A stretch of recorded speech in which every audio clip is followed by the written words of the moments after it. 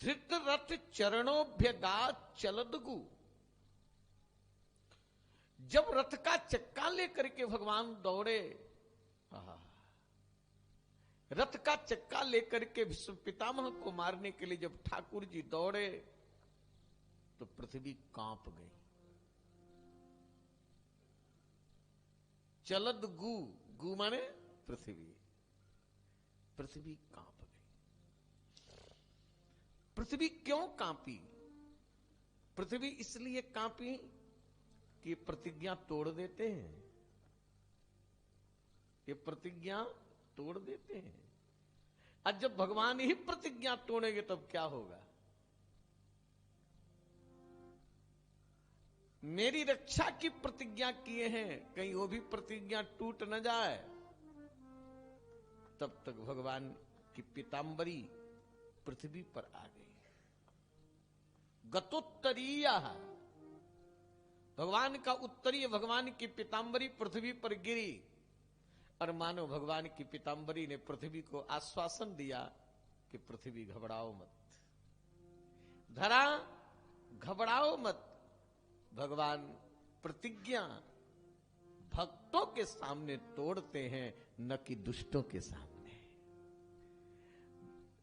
आपके भार हरण करने की जो प्रतिज्ञा की हो, प्रतिज्ञा कभी टूटेगी नहीं। ये तो भगवान भक्तों से हार जाते हैं, क्योंकि वे भक्त वत्सल है, भक्तों के ऊपर उनकी कृपा है। भक्तों से पराजित होने में ही भगवान को सुख मिलता है, क्योंकि अपने भक्तों से बहुत प्यार करते हैं। अपने भक्तों के वाक्यों को पालन करते हैं।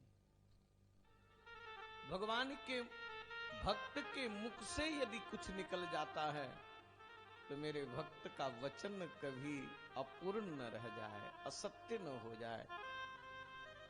भक्त के वचन का पालन करने के लिए परमात्मा असंभव को संभव बना देते हैं और संभव को असंभव बना देते हैं। भगवान श्री राम जी कहते हैं, भक्त वाक्य मोहि पालन परई। भक्तों के वाक्यों का पालन मैं करता हूं। भक्त वाक्य मोहि पालन परई, अघटित घटित तासु अनुहरई। घटित होय अघटित सुनु राजा, भक्त मान राखब मम काजा। भक्तों के मान की रक्षा करना यही मेरा कार्य है। अभी सुने, अपना मान भले टल जाए पर जन का मान न टलते देखा। प्रबल प्रेम के पाले पड़कर प्रभु को नियम बदलते।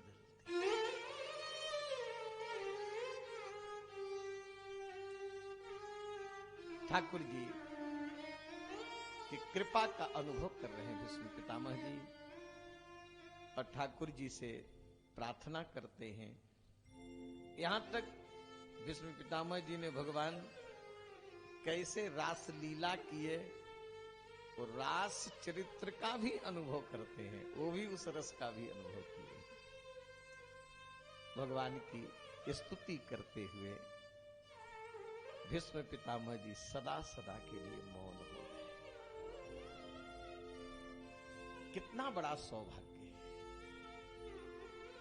कितना बड़ा भाग्य है महाराज। जिन परमात्मा का नाम मरते समय आ जाए मुश्किल हो जाता है। बड़े बड़े योगी, बड़े बड़े जपी कितना साधन करते हैं। आज वही भगवान भीष्म पितामह जी के सामने खड़े हैं और भगवान की झांकी का दर्शन करते उन्होंने अपने प्राणांत किया। भीष्म पितामह जी ने ब्याह नहीं किया, जीवन भर ब्रह्मचर्य व्रत का पालन किए। ध्यान देना, भीष्म पितामह जी के अंतिम संस्कार में भगवान उपस्थित हैं। भीष्म पितामह जी की चिता में भगवान अपने हाथ से लकड़ी डालते हैं, चिता की परिक्रमा की, जलांजलि तिलांजलि देते हैं। कितना बड़ा सौभाग्य। धर्मराज युधिष्ठिर हस्तिनापुर के राजा बने। राजा जब धर्मात्मा होता है तो प्रजा सर्वथा सुखी होती है, क्योंकि राजा के पाप का परिणाम प्रजाओं के ऊपर भी आता है। अब धर्मराज युधिष्ठिर राजा बने। युधिष्ठिर के राज्य में प्रजा का आनंद सुख बड़ा सुंदर वर्णन श्री सूत जी ने किया है। सूत जी कहते हैं कि सोनकादिक महात्माओं, युधिष्ठिर जी के राज्य में किसानों को वर्षा ऋतु की प्रतीक्षा नहीं करनी पड़ती। जब किसान चाहते तो उनके खेत में पानी गिरने लगता। जो किसान चाहता उसी के खेत में पानी गिरता, और बगल वाला नहीं चाहता तो उसके खेत में नहीं गिरता। किसानों के इच्छा पर पानी बरसता। कामम बवर्ष पर्जन्य। अब क्या हो रहा है, नहीं पानी चाहिए तब भी पानी गिर रहा है, और जब पानी चाहिए तब गिरता नहीं। तो यहां किसानों की इच्छा पर युधिष्ठिर के राज्य में पानी बरसता, और पृथ्वी से प्रजा जो चाहती पृथ्वी वही देती। अगर प्रजा अन्न चाहे तो अन्न दे, सोना चाहे तो सोना दे, चांदी चाहे तो चांदी दे। पृथ्वी से सब प्रकट हो रहा है, सब दे रहे। अन्न चाहे तो। गायों के अंदर इतना दूध होता कि गायें अपने दुग्ध के द्वारा गौशाला को भिगो डालती। आज यही विडंबना है। गायों की उपेक्षा इसीलिए है कि गायों में दूध कम हो गया। गायों में दूध क्यों कम हो गया? क्योंकि पृथ्वी पर पाप होने लगा, अधर्म होने लगा, गायों का अपमान होने लगा, है ना। पहले इतना दूध होता, क्योंकि संसार के लोग तो स्वार्थी हैं, इनको तो जहां फायदा होगा वही काम करेंगे। तो गायों से इतना दूध होता कि गाय अपने गौशाला को भिगो डालती। सब कुछ अपने आप पृथ्वी से पैदा हो रहा है। वृक्ष ऋतु अनुऋतु का बिना विचार किए सब फल जाते, सब खिल जाते। नदियां प्रसन्न हैं, समुद्र प्रसन्न है, पर्वत प्रसन्न है, वनस्पतियां प्रसन्न हैं, है ना। लोगों की इच्छा पर वृक्षों से फल मिलता। न किसी को आधी, न किसी को व्याधि, न किसी को क्लेश, क्योंकि अजात शत्रु का ये राज्य है। किनका राज्य है? अजात शत्रु। युधिष्ठिर का नाम एक अजात शत्रु है।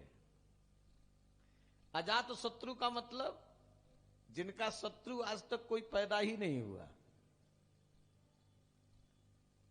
जिनका कोई शत्रु पैदा ही नहीं हुआ। आप लोग कहोगे तो आप तो कैसे करें, दुर्योधन उनका शत्रु तो था, दुशासन उनका शत्रु तो था, शकुनी उनका शत्रु तो था, ये शत्रु तो थे ना। लेकिन युधिष्ठिर जी किसी को शत्रु मानते ही नहीं थे। हमारा कोई शत्रु न हो ये असंभव है, लेकिन हम किसी को शत्रु रूप में स्वीकार न करें ये तो संभव है। युधिष्ठिर जी किसी को शत्रु मानते ही नहीं थे। लोग भले उनको शत्रु माने, ये तो हो सकता, इसलिए अजात शत्रु है, वो किसी को शत्रु रूप में स्वीकार करते ही नहीं। और लोग उसको दुर्योधन कहते थे, लेकिन युधिष्ठिर जी सुयोधन कहते थे, दुर्योधन नहीं कहते थे। युधिष्ठिर जी दुर्योधन को सुयोधन कहते थे। कितना महाराज! तो जब अजात शत्रु राजा होता है, अजात शत्रु के हाथ में जब सत्ता आती है, तब प्रजा सुखी होती है। अजात शत्रु राजा है। युधिष्ठिर के राज्य में स्त्रियां विधवाएं नहीं होती। युधिष्ठिर के राज्य में कोई पिता अपने पुत्र की चिता की धुआं नहीं देखता। पिता के सामने बेटा मरना, यह भी पाप का ही दंड है। कोई पिता अपने पुत्र की चिता की धुआं नहीं देखता। युधिष्ठिर के राज्य में स्त्रियों का सुहाग समाप्त नहीं होता। जो पहले हो गई जब से वे गद्दी पर बैठे।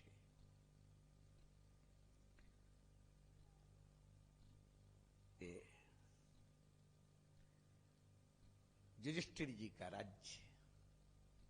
और भगवान हमारे सरकार तो इतने कृपालु हैं कि जब तक अपने भक्तों को अपने समान नहीं बना लेते हैं, भगवान अपने आश्रितों का कभी पराभव नहीं होने देते। आज पांडवों को, युधिष्ठिर को राजा बनाने के बाद आज सरकार प्रसन्न है। ठाकुर जी अब सब कुछ कर दिए। ठाकुर जी अब द्वारिका जाने के लिए तैयार हो गए। द्वारिका जाने के लिए जब भगवान तैयार हो गए, ठाकुर जी को कौन जाने देना चाहेगा हो। सरकार जब जाने लगे, सब लोग टुकुर टुकुर देखने लगे।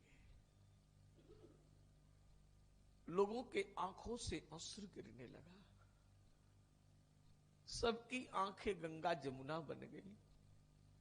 मैं कहां तक कहूं, समय नहीं है। कितने लोग तो भगवान श्री कृष्ण के वियोग में कि मेरे प्रभु चले जाएंगे, मूर्छित होकर के गिर गए। मूर्छित